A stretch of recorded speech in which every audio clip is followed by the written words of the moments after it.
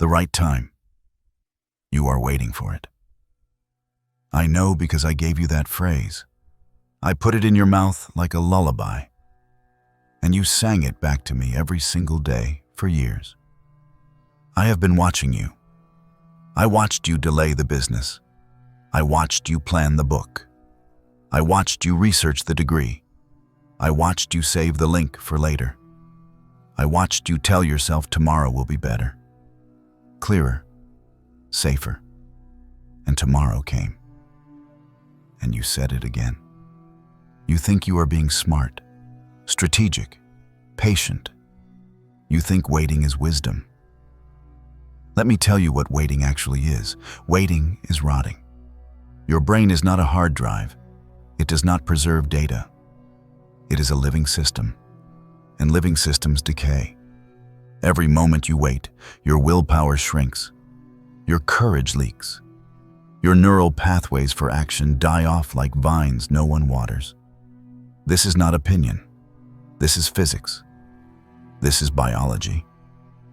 This is the second law. You are not waiting for the right time. You are waiting to become someone who never acts. And here is the part that should terrify you. The part you feel in your gut but refuse to look at. There is a point of no return. A line you cross where delay becomes permanent, where hesitation becomes your identity. Hill called it hypnotic rhythm. I call it crystallization.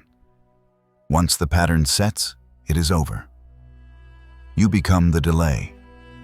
The pause becomes the person. 98 out of 100 humans are already on my side of that line. They call themselves drifters. They do not choose. They react. They wait. They plan. They prepare. They never launch. You are afraid you are one of them. You should be, because the trap is not that you might fail if you act. The trap is that you already failed by waiting. The decision to delay was the failure. Everything after that is just decay. I invented the phrase "the right time" for one reason: to make you pause long enough for time to destroy you. And it worked. It always works. You are in the web now.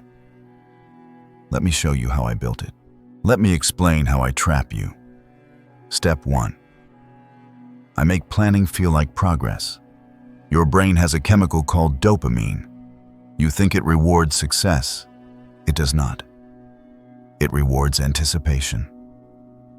The moment you imagine doing the thing, your brain gives you the drug. You feel good. You feel accomplished. But you did nothing. Scientists prove this with monkeys. They trained them to expect a reward bound after a signal. The dopamine fired at the signal, not the reward. The promise was enough. The monkey's brain treated imagination like reality. Your brain is the same. When you plan the business, dopamine. When you outline the book, dopamine. When you save the article to read later, dopamine. Your brain thinks you already did it. So why would it push you to actually do it? You already got paid. This is the loop. Imagine. Feel good. Energy drops. Imagine again. Feel good again. Energy drops more. The circuit gets stronger. The action circuit dies. Scientists at a university tested this. They had students imagine getting an A on a test. Just imagine it. Stand in front of a grade board. See the A. Feel the pride. Those students studied less. They scored lower. Their brains confused the fantasy with the task. The imagination drained the energy they needed for the real work. Visualization does not fuel you. It sedates you. And here's the cruelest part. Every time you loop, the pathway gets deeper. Neurons that fire together wire together. That is the law. You are not building the skill of action. You are building the skill of delay. You are training yourself to be useless. Step 2. I make waiting feel safe. Your ancestors lived in groups smaller than 1,000 people. If you made a visible mistake, the tribe could exile you. Exile meant death. So your brain evolved to fear mistakes more than it desires wins. Losses hurt twice as much as gains feel good. That is loss aversion. That is your wiring. In the ancient world, that saved you. In the modern world, it destroys you. Because your brain treats a career change the same way it treats a tiger attack. It treats launching the project the same way it treats tribal exile.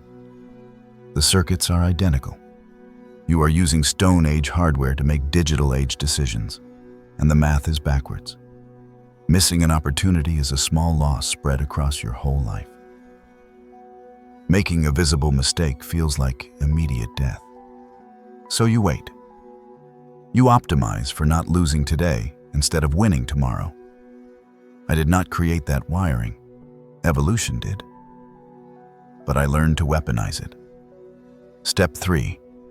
I make time my ally. Here is what they do not teach you in school. Entropy. The second law of thermodynamics.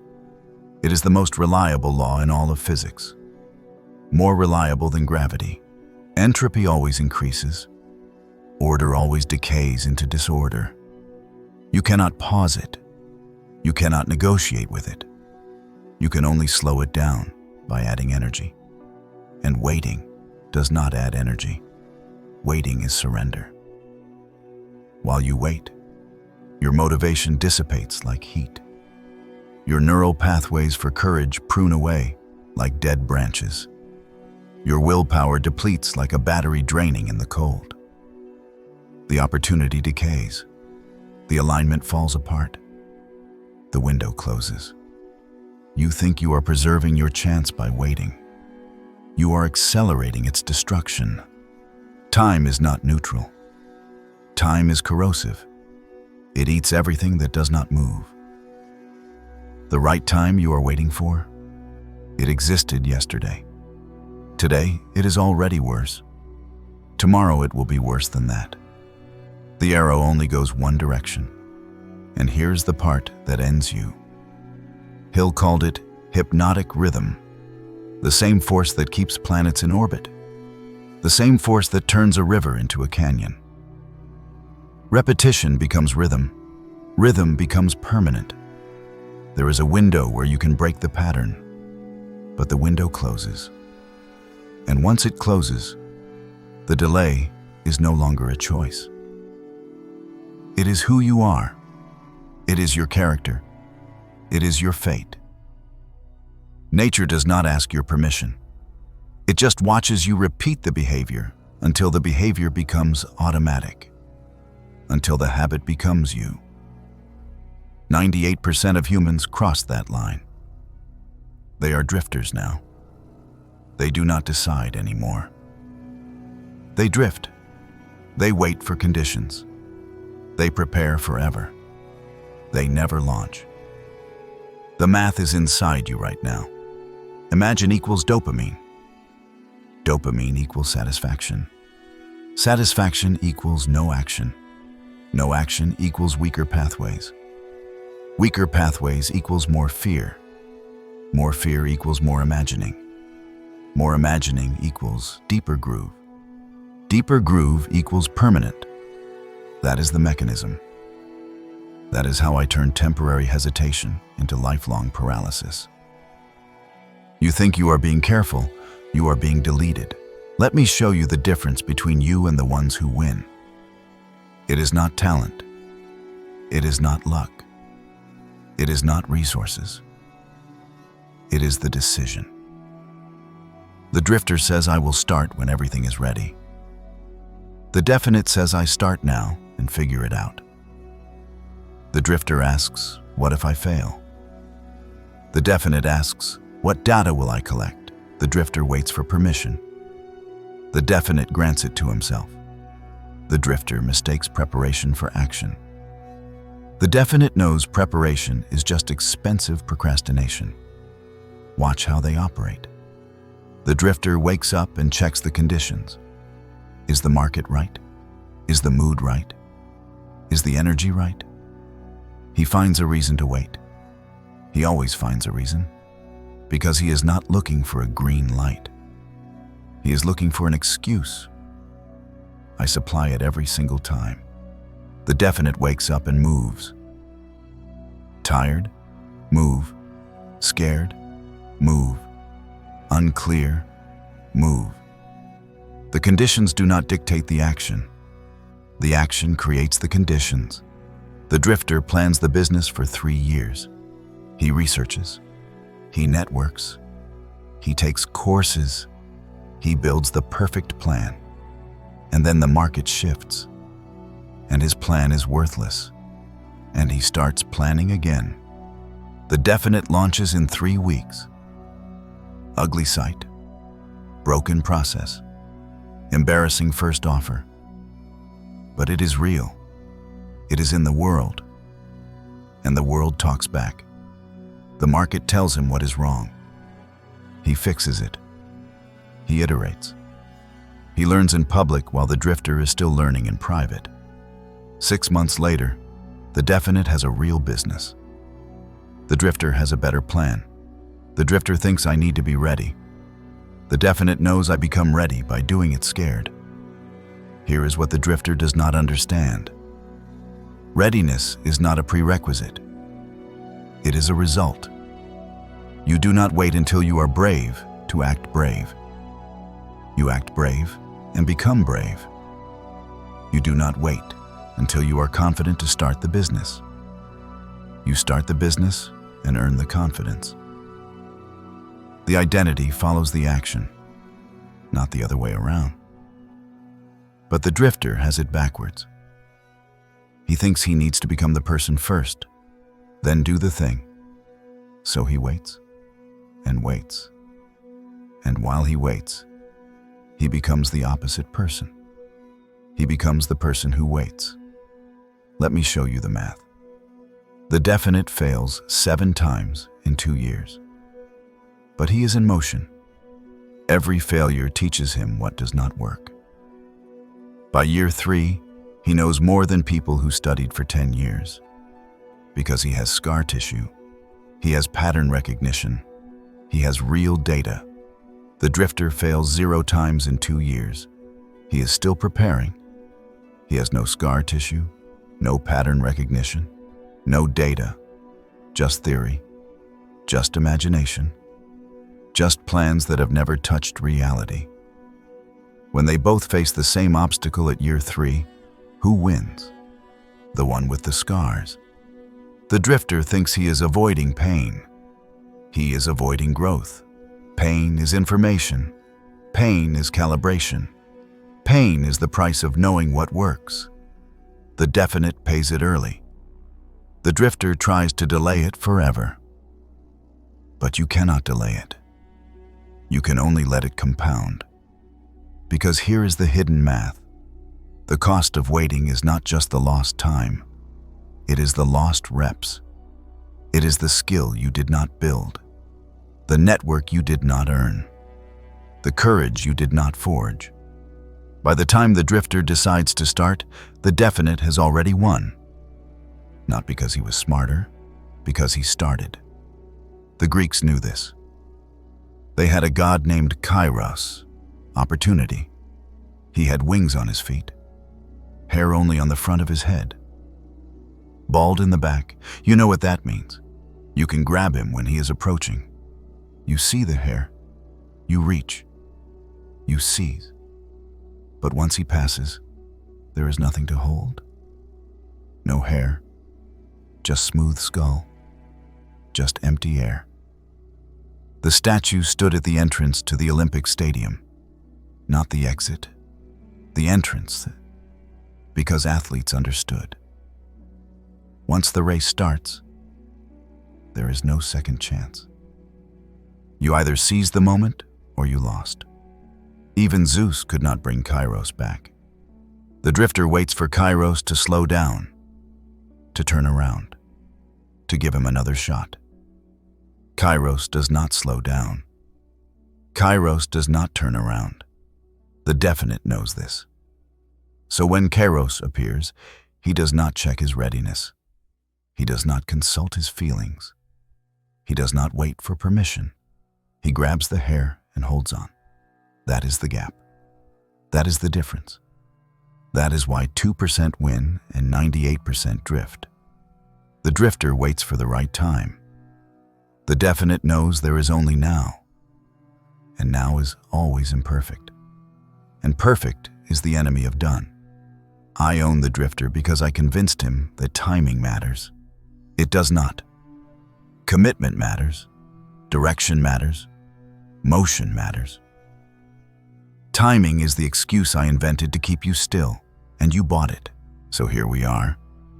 You now know the trap, the mechanism, the math. You know that waiting is not wisdom. It is entropy. It is decay. It is me winning. You know that the right time does not exist. It is a phrase I planted in your mind to keep you frozen while time eats you alive. You know that every moment you delay, the pathways for action die. The pathways for delay grow stronger. And there is a point where the pattern locks, where you stop choosing to wait and simply become someone who waits. Most of you are already there, but some of you are not. Some of you are standing at the edge. You have not crossed the line yet. The rhythm has not crystallized. You still have the window. The question is what you do with it. I have shown you how I operate. I have pulled back the curtain. I have given you the blueprint of your own prison. Now you have a choice. You can close this video and go back to planning, back to preparing, back to waiting for conditions that will never come. You can tell yourself this does not apply to you, that your situation is different, that you need just a little more time. That is what the 98% do. They hear the truth and they dismiss it. Because dismissing it is easier than facing it. And I let them. Because once they dismiss it, they are mine forever. Or you can do something else. You can act. Today, this hour, imperfect, scared, unclear. You can take the smallest step toward the thing you have been delaying. Not the perfect step, just a step. Just motion, just proof that you are not paralyzed. And tomorrow, you can do it again. And the day after that. And slowly, rep by rep, you will build the circuit for action. You will become someone who moves, someone who the entropy cannot catch, someone who seizes Kairos by the hair. That is the only way out of the web. Motion. Not perfect motion, just motion. But most of you will not do it. I know this. I have been doing this for thousands of years. The medium changes. The psychology does not. 98% of you will nod. Close the tab and return to drifting, and I will be waiting. For the 2% who refuse to drift, who refuse to wait, who refuse to let me win, there is more. This video is one thread, one mechanism, one lie I invented. But I have others, many others.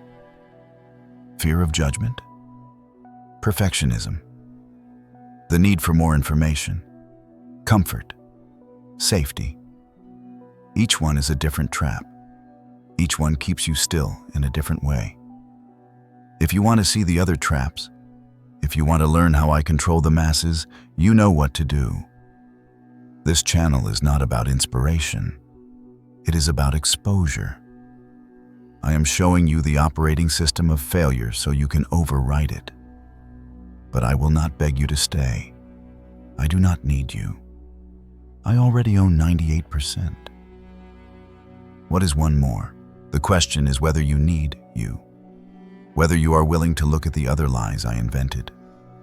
the other mechanisms, the other ways I keep you frozen while your life passes. The choice is yours. But choose fast, because while you are deciding, the entropy is working. The pathways are pruning. The window is closing. Kairos is already running past you, and I am right behind him, watching.